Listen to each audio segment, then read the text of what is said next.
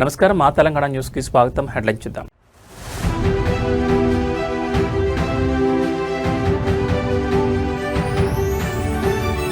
NPTEL quantum కోర్సులో AP విద్యార్థుల సంచలనం. విజేతలను అభినందించిన సీఎం చంద్రబాబు.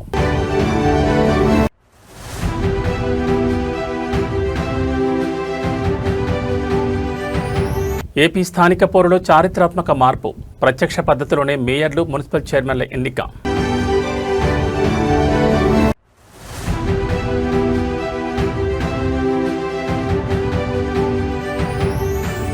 సనత్ నగర్లో doctor MCR TIMS super speciality ఆసుపత్రి ప్రారంభం. నగరవాసులకు కార్పొరేట్ స్థాయి వైద్యం.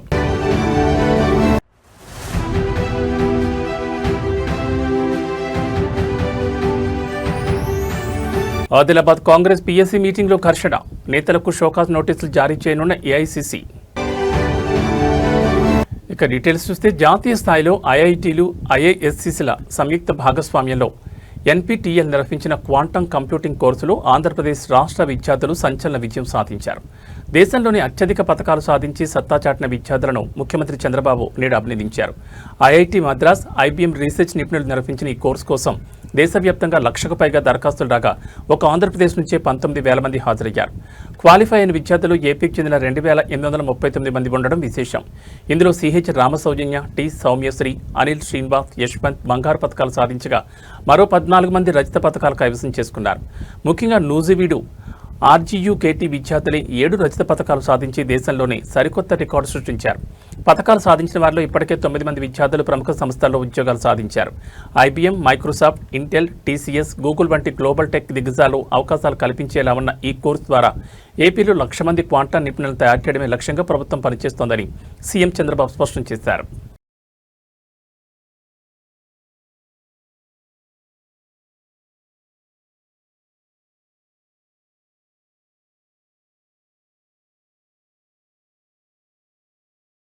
ఆంధ్రప్రదేశ్ స్థానిక సంస్థల ఎన్నికల విధానంలో ముఖ్యమంత్రి చంద్రబాబు నాయుడు ప్రభుత్వం అత్యంత కీలక నిర్ణయం తీసుకుంది. ఇకపై రాష్ట్రంలో మున్సిపల్ చైర్మన్లు, నగర కార్పొరేషన్ మేయర్ల ఎన్నికలను ప్రత్యక్ష పద్ధతిలోనే నిర్వహించాలని సీఎం చంద్రబాబు అధ్యక్షతన జరిగిన మంత్రుల సమావేశంలో నిర్ణయించారు. ఈ ప్రతిపాదనపై నేటి కేబినెట్ భేటీలో చర్చించి ఆమోదం తెలపడంతో పాటు వెంటనే అసెంబ్లీలో చట్ట సవరణ బిల్లును ప్రవేశపెట్టేందుకు ముహూర్తం ఖరారు చేశారు. గతంలో కౌన్సిలర్లు, కార్పొరేటర్లు మాత్రమే మేయర్లను, చైర్మన్లను ఎన్నుకునే పరోక్ష విధానం అమల్లో ఉండేది. దీనివల్ల ప్రలోభాలు, క్యాంపు రాజకీయాలు పెరిగిపోతున్నాయన్న విమర్శలుండడంతో సీఎం చంద్రబాబు ప్రజాస్వామ్యబద్ధంగా ప్రజలే నేరుగా మేయర్లు, చైర్మన్లను ఎన్నుకునే విధానానికి శ్రీకారం చుట్టారు. అమరావతిలో మంత్రులతో సుదీర్ఘంగా చర్చించిన అనంతరం ఈ కీలక నిర్ణయానికి ఆమోదముద్ర వేశారు. మంత్రుల భేటీ ముగిసిన వెంటనే నేడు జరగనున్న రాష్ట్ర మంత్రివర్గ సమావేశంలో ఈ చట్ట సవరణపై అధికారికంగా చర్చించి నిర్ణయం తీసుకోనున్నారు. ఆ వెంటనే ప్రస్తుత అసెంబ్లీ సమావేశాల్లోనే మున్సిపల్ చట్ట సవరణ బిల్లును ప్రవేశపెట్టి ఆమోదింపజేసేలా ప్రభుత్వం వేగంగా అడుగులు వేస్తోంది.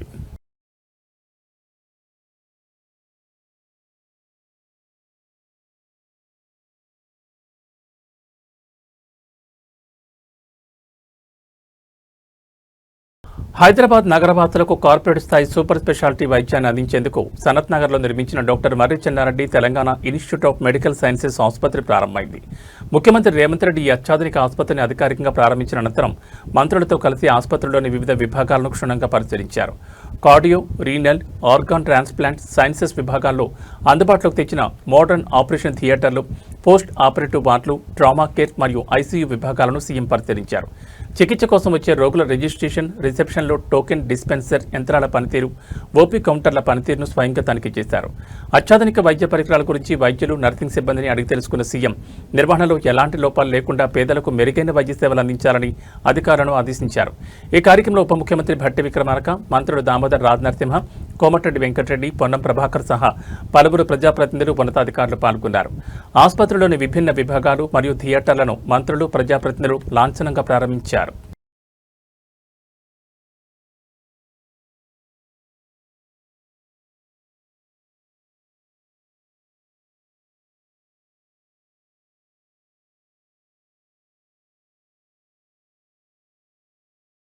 ఉమ్మడి ఆదిలాబాద్ జిల్లా కాంగ్రెస్ పార్టీలో వర్గపోరు వీధిన పడింది. పీఎస్సీ సమావేశం వేదికగా ఇన్ఛార్జ్ మంత్రి జూపల్లి కృష్ణారావు ముందే నాయకులు బహిరంగంగా బూతులు తిట్టుకుంటూ కొట్టుకునే స్థాయికి వెళ్లడం కలకలం రేపింది. బాడుకోవంటూ ఒకరినొకరు తీవ్ర పదజాలంతో దూషించుకోవడంతో సమావేశంలో తీవ్ర ఉద్రిక్త వాతావరణం నెలకొంది. సమావేశంలో మాజీ market committee chairman Alluri Sanjeev Reddy, నియోజకవర్గ ఇన్ఛార్జ్ కంది శ్రీనివాసరెడ్డి వర్గాల మధ్య ఒక్కసారిగా ఘర్షణ తలెత్తింది. అసలు ఈ సమావేశానికి అల్లూరి సంజీవ్ రెడ్డి ఎలా హాజరవుతారంటూ కంది శ్రీనివాసరెడ్డి వర్గం అడ్డుకోవడంతో రచ్చ మొదలైంది. ఇరు వర్గాల నాయకులు మంత్రి జూపల్లి సమక్షంలోనే విచక్షణ వరచి బూతులు తిట్టుకుంటూ వాగ్వాదాన్ని దిగారు. అధిష్టానం ప్రతినిధులు మంత్రి ముందే క్రమశిక్షణ తప్పి ప్రవర్తించడంపై ఏఐసీసీ కార్యదర్శి తీవ్ర ఆగ్రహం వ్యక్తం చేశారు. పార్టీ ప్రతిష్టకు భంగం కలిగించేలా ప్రవర్తించిన ఇరు వర్గాల నాయకులకు షోకాజ్ నోటీసులు జారీ చేస్తామని హెచ్చరించారు. ఈ ఘటనతో జిల్లా కాంగ్రెస్లో అంతర్గత విభేదాలు మరోసారి బహిర్గతమయ్యాయి.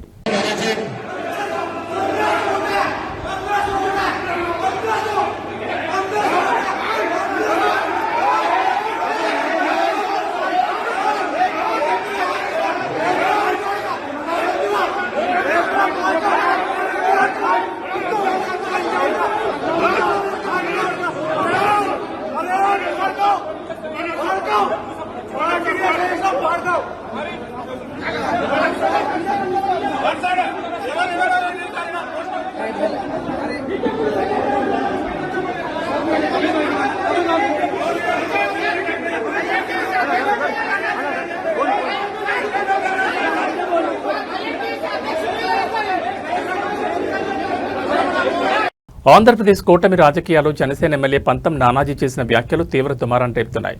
తెలుగుదేశం పార్టీకి కాపు కాయడానికి జనసేన పార్టీని పెట్టలేదని, పవన్ కళ్యాణ్ ముఖ్యమంత్రిని చేయడానికి పార్టీ స్థాపించారని ఆయన తీవ్ర వ్యాఖ్యలు చేశారు.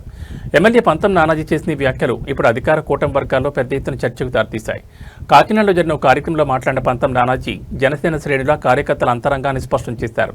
కేవలం వేరొక పార్టీకి మద్దతుగా నిలవడానికో లేక అధికారంలో భాగస్వామిగా ఉండడానికో జనసేన ఆవిర్భవించలేదని, పవన్ కళ్యాణ్ రాష్ట్ర అత్యున్నత సీఎం పీఠంపై కూర్చోబెట్టడమే లక్ష్యంగా పార్టీ ఆవిర్భవించిందని వ్యాఖ్యానించారు. ఈ వ్యాఖ్యలతో జనసేన కార్యకర్తలు ఒక్కసారిగా ఏలలు కేరింతలతో హర్షం వ్యక్తం చేశారు. అయితే కూటమి ప్రభుత్వం సజావుగా సాగుతున్న సమయంలో జనసేన ఎమ్మెల్యే ఈ తరహా వ్యాఖ్యలు చేయడం ప్రాధాన్యం సంతరించుకుంది. పంతం నానాజీ కామెంట్స్పై టీడీపీ వర్గాల నుంచి ఎలాంటి స్పందన రానుందనేది ఆసక్తికరంగా మారింది. రాబోయే రోజుల్లో కూటమిలోని రెండు పార్టీల మధ్య ఈ వ్యాఖ్యలు ఎలాంటి పరిణామాలకు దారితీస్తాయో వేచి చూడాల్సిందే.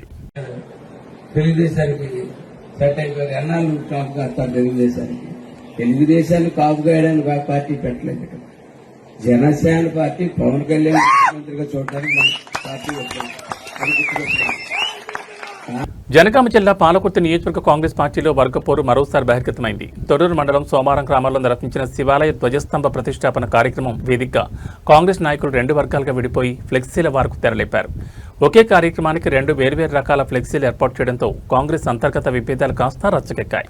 సోమారం గ్రామంలో జరిగిన ఆలయ వేడుకల్లో కాకిరాల హరిప్రసాద్ వర్గం, ఎమ్మెల్యే యశస్విని రెడ్డి వర్గం వేర్వేరుగా ఫ్లెక్సీలు ఏర్పాటు చేశాయి. కాకిరాల హరిప్రసాద్ వర్గం ఆధ్వర్యంలో ఏర్పాటు చేసిన ఫ్లెక్సీల్లో స్థానిక ఎమ్మెల్యే యశస్విని రెడ్డి ఫోటోను పూర్తిగా మాయం చేశారు. సీఎం సలహాదారు వేం నరేందర్ రెడ్డి, రెవెన్యూ మంత్రి పొంగులేటి శ్రీనివాసరెడ్డి ఫోటోలతో మాత్రమే ఈ ఫ్లెక్సీలు వెలిశాయి. మరోవైపు చింతకుంట్ల శ్రీనివాసరెడ్డి వర్గం ఆధ్వర్యంలో స్థానిక ఎమ్మెల్యే యశస్విని రెడ్డి, కాంగ్రెస్ నాయకురాలు ఝాన్సీరెడ్డి ఫోటోలతో పోటీగా ఫ్లెక్సీలను ఏర్పాటు చేశారు. స్థానిక ఎమ్మెల్యే ఫోటో లేకుండా ఫ్లెక్సీలు కట్టడంపై ఎమ్మెల్యే వర్గీయులు తీవ్ర అభ్యంతరం వ్యక్తం చేస్తున్నారు. పాలకుర్తిలో రోజురోజుకు ముదురుతున్న ఈ వర్గపోరుతో కాంగ్రెస్ శ్రేణుల్లో తీవ్ర గందరగోళం నెలకొంది.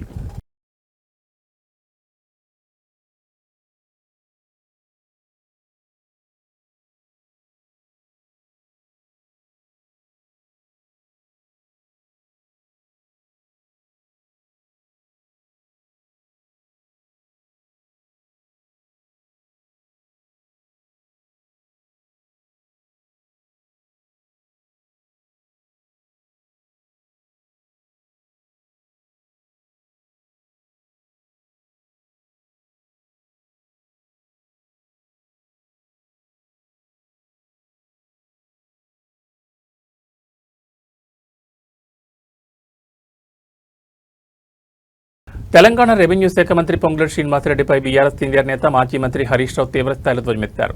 తప్పు చేసింది నువ్వు, ఆ తప్పును సరిదిద్దాల్సిన బాధ్యత కూడా నీదే పొంగులేటి అంటూ ఘాటు వ్యాఖ్యలు చేశారు. అక్రమంగా నిషేధ జాబితాలో చేర్చిన పేదల ఇళ్లను వెంటనే ఆ జాబితా నుంచి తొలగించాలని డిమాండ్ చేశారు. కాంగ్రెస్ ప్రభుత్వం అధికారంలోకి వచ్చిన తర్వాత రెవెన్యూ శాఖలో అస్తవ్యస్త నిర్ణయాలతో పేదలు తీవ్ర ఇబ్బందులు పడుతున్నారని హరీష్ రావు విమర్శించారు. నిరుపేదలు కష్టపడి నిర్మించుకున్న ఇళ్లను 22A నిషేధ జాబితాలో చేర్చడం దారుణమని మండిపడ్డారు. తక్షణమే ఆ ఇళ్లను నిషేధ జాబితా నుంచి తొలగించి పేదలకు ఉపశమనం కలిగించకపోతే రాష్ట్ర వ్యాప్తంగా పెద్ద ఎత్తున ప్రజా ఉద్యమానికి బీఆర్ఎస్ శ్రీకారం చుడుతుందని హెచ్చరించారు. రెవెన్యూ శాఖ నడపడంలో పూర్తిగా విఫలమైన పొంగులేటి శ్రీనివాసరెడ్డి వెంటనే తన మంత్రి పదవికి రాజీనామా చేయాలని హరీష్ రావు డిమాండ్ చేశారు. అధికారుల నిర్లక్ష్యం, ప్రభుత్వం నిరంకుశ వైఖరి వల్ల సామాన్య ప్రజలు రిజిస్ట్రేషన్లు కాక ఆవేదన చెందుతున్నారని, ఈ అంశంపై ప్రభుత్వం దిగివచ్చే వరకు పోరాడతామని స్పష్టం చేశారు. చేసిన తప్పు నీది, తప్పును సరిదిద్దాల్సిన బాధ్యత కూడా నీదే. ప్రజలను ఇబ్బంది పెట్టద్దు. ఏవైతే అన్యాయంగా, అక్రమంగా పేద మధ్యతరగతి ప్రజల భూములను మీరు నిషేధిత జాబితాలో పెట్టినారో వెంటనే వాటిని తొలగించాలి. లేదంటే పెద్ద ఎత్తున బీఆర్ఎస్ ప్రజా ఉద్యమానికి శ్రీకారం చుడుతుంది. జాగ్రత్త అని హెచ్చరిస్తా ఉన్నా. పొంగులేటి నీకు నైతిక విలువలుంటే తక్షణమే నైతిక బాధ్యత వహించి మంత్రిగా, రెవెన్యూ మంత్రిగా తప్పుకోవాలని చెప్పి ఈరోజు బీఆర్ఎస్ పార్టీ డిమాండ్ చేస్తా ఉంది. ఏంది భూదాహము? ఏంది ఇలా రాష్ట్రంలో కోడై కూస్తున్నారు 30% గవర్నమెంట్ అని. ఎన్ని డెవలప్మెంట్లకు తీసుకున్నారు మీరు? ఎన్ని భూములు నిషేధిత జాబితాల నుంచి తొలగించిండ్రు? ఆ తొలగించిన భూములను ఎన్ని డెవలప్మెంట్ తీసుకున్నారో వైట్ పేపర్ రిలీజ్ చేయండి. అయోధ్య శ్రీరామ జన్మభూమి రామాలయ విరాళాల చోరీ కేసు విచారణలో బిగ్ ట్విస్ట్ నెలకొంది. ఈ కేసును తీవ్రంగా పరిగణించి విచారించిన ప్రత్యేక విచారణ బృందం ట్రస్ట్ మాజీ కార్యదర్శి చంపత్ రాయ్తో పాటు మరో కీలక సభ్యుడు అనిల్ మిశ్రాలకు క్లీన్ చిట్ ఇచ్చింది. విరాళాల చోరీ ఆరోపణలో వీళ్ళిద్దరి ప్రమేయం లేదని సిట్ తన విచారణలో స్పష్టం చేసింది. అయోధ్య రామాలయ నిర్మాణం కోసం దేశవ్యాప్తంగా భక్తుల నుంచి సేకరించిన విరాళాల నిధులలో అక్రమాలు, చోరీ జరిగాయంటూ గతంలో తీవ్ర ఆరోపణలు వచ్చాయి. దీనిపై సమగ్ర విచారణ చేపట్టిన సిట్ అధికారులు బ్యాంకింగ్ లావాదేవీలు, రికార్డులను క్షుణ్ణంగా పరిశీలించారు. చంపత్ రాయ్, అనిల్ మిశ్రాల పాత్రపై ఎలాంటి ప్రాథమిక ఆధారాలు లభించలేదని తేల్చడంతో వారికి ఊరట లభించినట్లయింది. కేసులోని అసలు బాధ్యులను చట్టం ముందుకు తీసుకురావడానికి సిట్ అధికారులు తమ విచారణను మరింత వేగవంతం చేశారు. రామాలయ విరాళాల రక్షణకు మరియు పారదర్శకతకు అత్యున్నత ప్రాధాన్యత ఇస్తున్నామని, అక్రమాలకు పాల్పడిన ఎంతటి వారినైనా ఉపేక్షించేది లేదని అధికారులు స్పష్టం చేస్తున్నారు.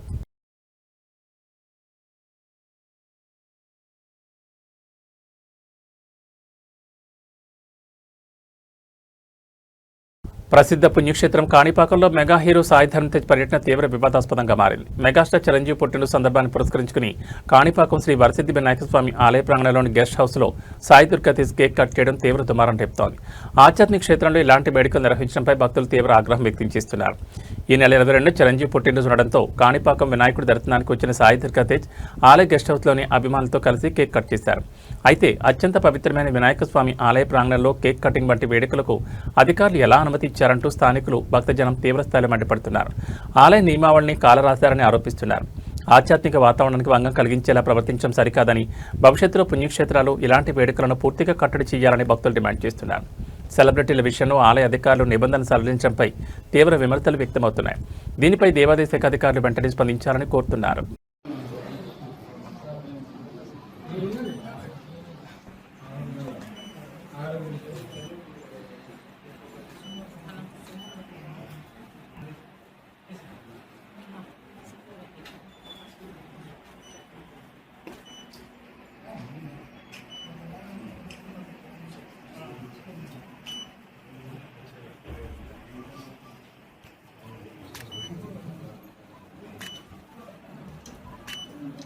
మీ అందరి తరఫున చిరంజీవి గారి జన్మదిన శుభాకాంక్షలు. హ్యాపీ బర్త్డే మావయ్య, లవ్ యూ.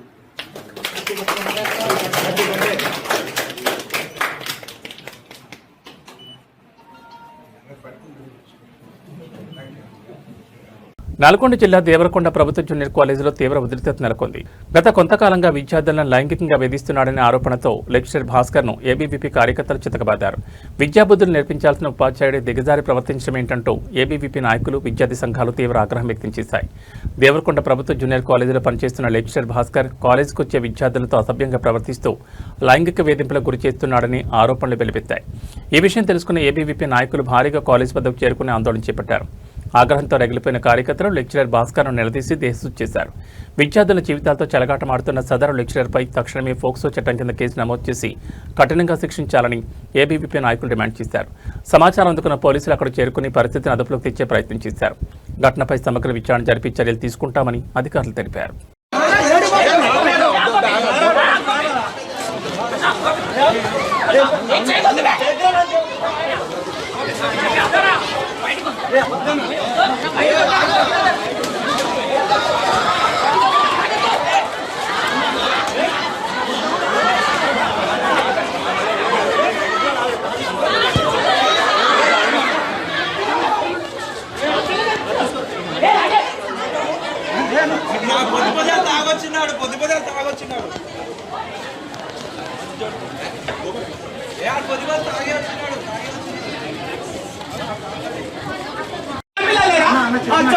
ఏం చేసినా చెప్పు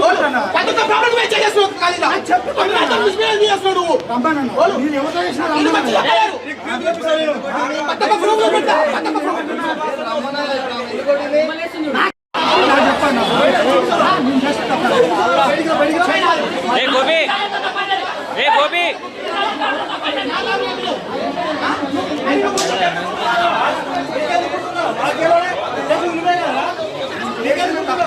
చేగుంట మండల కేంద్రంలో గాంధీ స్టాచ్యూ వద్ద తెలంగాణ వీరుడు సర్దార్ సర్వాయి పాపన్న మహారాజ్ జయంతి వేడుకలను మండల గౌడ్ సంఘం నాయకుల సభ్యుల ఆధ్వర్యంలో ఘనంగా నిర్వహించారు.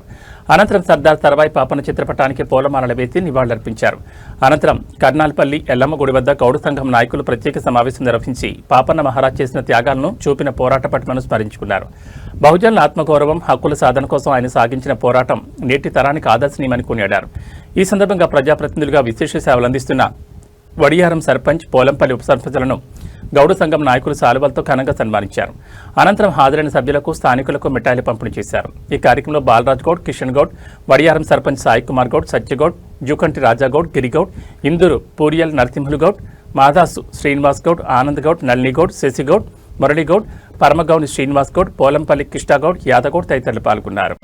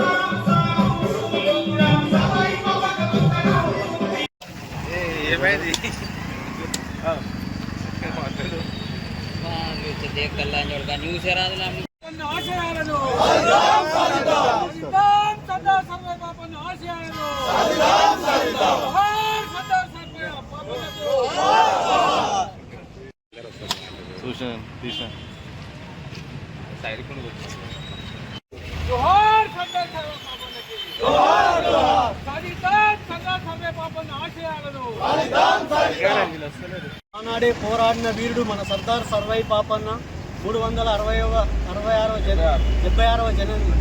జన్మదిన సందర్భంగా ఈరోజు చెవుంట మండలంలోని వివిధ గ్రామాల నుంచి వచ్చిన నా గౌడ సోదరులకు అందరికీ నా ధన్యవాదాలు తెలుపుతూ ఈరోజు అదే ట్యాంక్ వెనుక విగ్రహావిష్కరణకు అందరం పోయి పాపన్న జయంతిని అక్కడ విగ్రహావిష్కరణను పాల్గొని కావాలని కోరుచున్నాను. 76వ సర్దార్ సర్వాయి పాపన్న జయంతి సందర్భంగా ఈరోజు ప్రతి సంవత్సరం లాగే ఈరోజు కూడా చేగుంట పట్టణ నడిబొడ్డున జయంతి కార్యక్రమాలు జరుపుకోవడం జరుగుతూ ఉన్నది.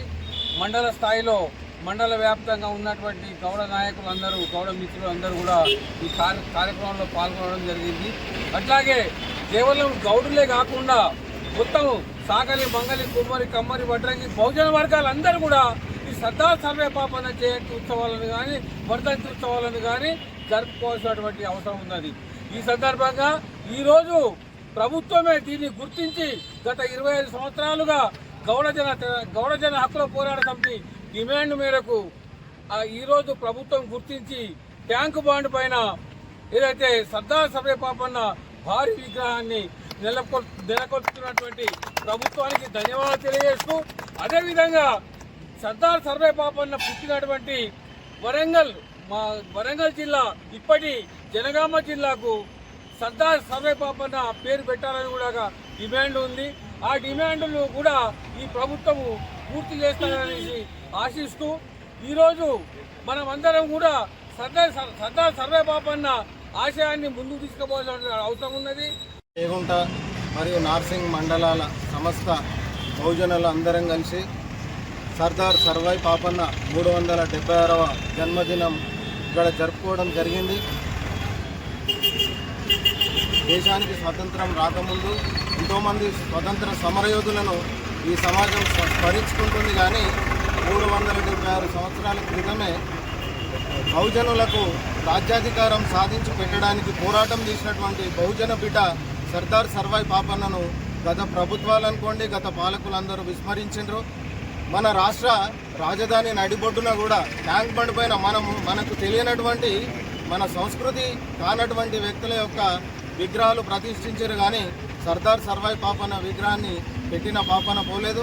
ఈరోజు ప్రజాప్రభుత్వం ఈరోజు బహుజనులను గుర్తించి ఇలా బహుజన ముద్దుబిడ్డ సర్వాయి పాపన్న విగ్రహ ఏర్పాటు చేయడం జరిగింది. బహుజనులందరూ మీ ప్రభుత్వానికి కూడా ధన్యవాదాలు తెలుపుతున్నాము. అదేవిధంగా మొఘలుల సామ్రాజ్యం పైన దండ ఎత్తి బహుజనులకు రాజ్యాధికారం కోసం అణిచివేత ధిక్కార స్వరాలను వినిపించి తన సామ్రాజ్యాన్ని స్థాపించి దక్షిణ భారతదేశంలోని 3/4 భూభాగానికి రాజ్యాధికారాన్ని సాధించి పెట్టినటువంటి గొప్ప మహనీయుడు ఇలా సర్దార్ సర్వాయి పాపన్న యొక్క విగ్రహాన్ని అనుకోండి, తన చిత్రపటాలను స్వతంత్ర సమరయోధుల కన్నా ముందే ఇటువంటి పోరాటం చేసిండు. కాబట్టి బహుజనులు అందరం కూడా తన జయంతిని తనను స్మరించుకుంటూ ముందుకెళ్లి భావితరాలకు తన పోరాట స్ఫూర్తిని అందించాలని వేడుకుంటున్నాను.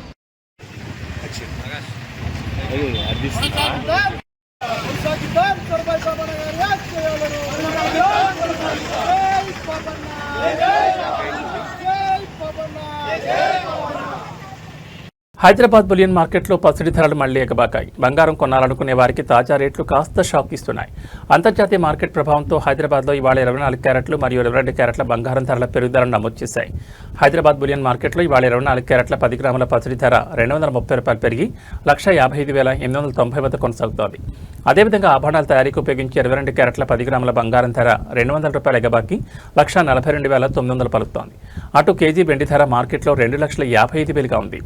తెలుగు రాష్ట్రాల్లోని ప్రధాన నగరాలను బట్టి స్థానిక పన్నులు, ప్రాంతీయ వ్యత్యాసాల కారణంగా పసిడి రేట్లలో స్వల్ప మార్పులుండే అవకాశం ఉంది.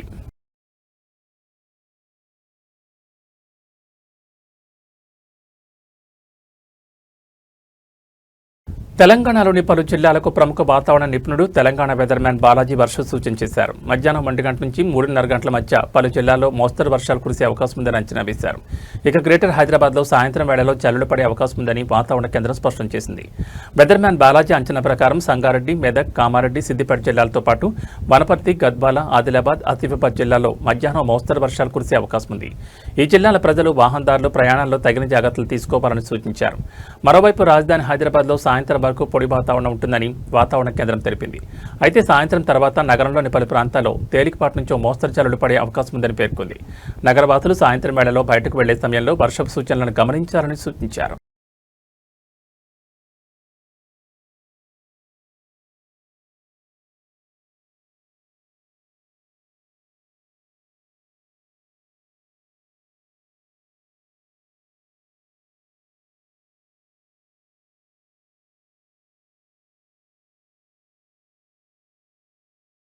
ఏబీ బులెటిన్ విశేషాలు. నమస్కారం.